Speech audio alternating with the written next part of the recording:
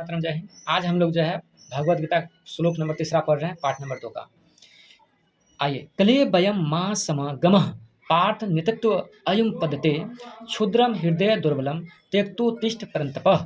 इसका मतलब क्या होता है? कलेवयं का मतलब होता है नपुंसकता को। मां मतलब होता है मत, सम मतलब होता है प्राप्त करना, गम मतलब रास्ता। तो यहाँ से और पार्थ किसको कहा गया? पार्थ जो है अर्जुन को कहा है। नेतृत्व अयूप उद्यते, इसका मतलब होता है नेतृत्व करने के लिए तैयार हो जाओ, उद्यत हो जाओ। क्षुद्र मतलब होता है कि खराब स्थिति या दयनीय स्थिति। हृदय दुर्बलम का मतलब होता है हृदय कमजोर होना, हृदय का दुर्बल होना। त्यक्तोनिष्ठ मतलब होता है त्याग देना चाहिए। परंतपः ये जो है ये किसको कहा गया है? ये अर्जुन को कहा गया है। इसका भावार्थ समझिए कि हे परंतप मतलब कि शत्रुओं को ताप पहुंचाने वाला, गर्मी पहुंचाने वाला अर्जुन नपुंसकता की भावना को मत प्राप्त हो, या नपुंसकता की रास्ते पर मत चलो। मां मतलब होता है मत, गम मतलब होता है चलो, मतलब नपुंसकता के रास्ते पर मत चलो। पार्थ नेतृत्व एवं पदते, अब जो है युद्ध के लिए तैयार हो जाओ, युद्ध के लिए उठकर खड़े हो जाओ। क्योंकि गरिमामय स्थिति या मतलब गरिमामय स्थिति कहिए कि या खराब स्थिति जो है हृदय को दुर्बल करती है। दयनीय स्थिति जो है हृदय को दुर्बल करती है। ये दयनीय स्थिति को त्यागो परंतक, और तुम जो है सभी को परास्त करने में काबिल हो, सामर्थ्य रखते हो। इसीलिए नपुंसकता को मत प्राप्त हो और युद्ध के लिए तैयार हो, क्योंकि दयनीय स्थिति जो है हृदय को कमजोर करता है और युद्ध में तुम्हारा प्रदर्शन खराब हो जाएगा। और यहाँ पर आके इस तरह की भावनाएं रणभूमि मत दिखाओ, क्योंकि तुम एक योद्धा हो, तुम एक परमवीर हो, इस तरह से कहता है। आइए इसका जो है हम भावार्थ देखें। भावार्थ में क्या कहता है?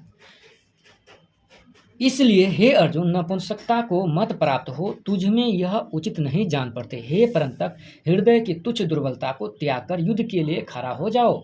पहला प्रश्न, पार्थ संबोधन के सहित नपुंसकता को मत प्राप्त हो और तुझमें यह उचित नहीं जान पड़ते, इन दोनों वाक्यों का क्या भाव है? अब इसका उत्तर देखते हैं।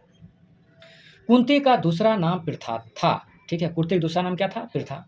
कुंती वीर माता थे, अर्थात वीरों की माता, वीरों को जन्म देने वाला। जब भगवान श्री कृष्ण दूत बनकर कौरव पांडवों की संधि कराने के लिए हस्तिनापुर गए थे, अपनी बुआ कुंती से मिले। उस समय कुंती ने श्री कृष्ण के द्वारा अर्जुन को वीरतापूर्ण संदेश भेजा था।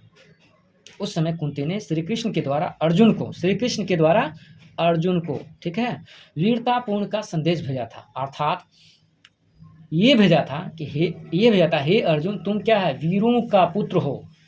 उसमें विदुला और उनके पुत्र संजय का उदाहरण देकर अर्जुन को युद्ध के लिए उत्साहित किया था। अतः यहाँ भगवान श्री कृष्ण ने अर्जुन को पार्थ नाम से संबोधित करके माता कुंती के उस क्षत्रियोचित संदेश की स्मृति दिलाते हुए उपर्युक्त दोनों वाक्यों द्वारा यह सूचित किया है कि तुम वीर जननी के पुत्र हो। अर्जुन, तुम्हारे अंदर इस प्रकार की कायरता का संचार सर्वथा अनुचित है, अर्थात उचित नहीं है। कहाँ से महान महारथियों हृदयों को कपा देने वाला अतुल शौर्य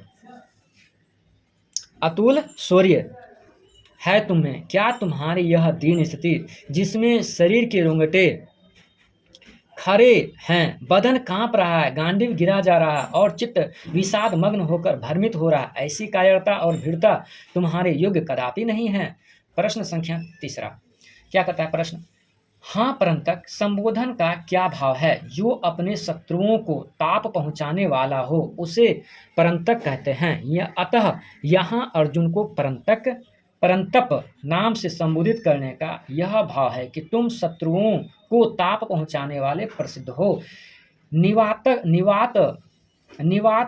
क्वच आदि असीम शक्ति वाली दानवों को अनायास ही पराजित कर देने वाले होकर आज अपने क्षत्रिय स्वभाव के विपरीत इस का पुरुषोचित कायरता को स्वीकार कर उल्टे शत्रुओं को प्रसन्न कैसे कर रहे हो? प्रश्न 3 अब क्या कहता है यहाँ? 3 प्रश्न देखिए। 3 प्रश्न, क्षुद्रम विशेषण के सहित हृदय दुर्बलम पद किस भाव का वाचक है और उसे त्याग कर युद्ध के लिए खड़ा होने के लिए कहने का क्या भाव है? उत्तर, इससे भगवान ने यह भाव दिखलाया है कि तुम्हारे जैसे वीर पुरुष के अंतःकरण में रण भीरु कायर प्राणियों के हृदय में रहने वाली सूरजनों के द्वारा सर्वथा त्याज्य और इस दुर्बलता का प्रादुर्भाव किसी प्रकार भी उचित नहीं है। अतएव तुरंत इसका त्याग करके तुम युद्ध के लिए डटकर खड़े हो जाओ। संबंध में क्या है? संबंध देखिए इसका संबंध। भगवान के इस प्रकार कहने पर गुरुजनों के साथ किए जाने वाले युद्ध को अनुचित सिद्ध करते हुए 2 श्लोक में अर्जुन अपना निश्चय प्रकट करते हैं।